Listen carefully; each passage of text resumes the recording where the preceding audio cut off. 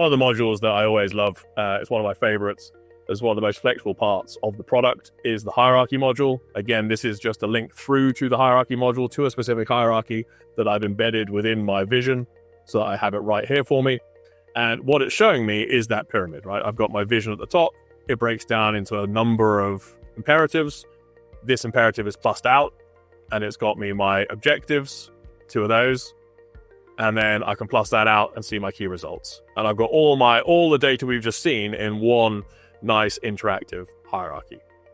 Now, again, this is because we built it with all the parent fields filled in and all that stuff coming through, so that it can show and visualize this. I can drill into any of these. I can obviously change what the metrics are or do anything I want to do here to make that make sense. And one of the really cool things I can do once we have all this set up is I've just kind of plussed out a tiny piece of this puzzle so that it was all readable on the screen. But if I actually go and do kind of a full refresh and auto import, it'll build out the entire structure.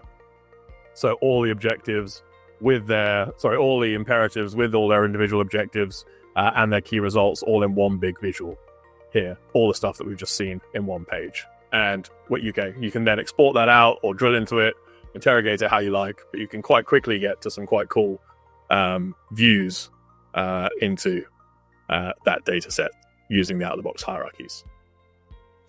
And I think one of the key things you're also showing here, Ben, is that when your data is good and it exists and you can create those linkages, you're able to get insights and pretty pictures.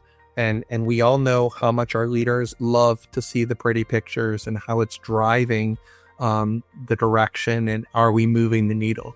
And this view, as you mentioned, really does share that perspective, right? But it's predicated on good data from bottom up, right?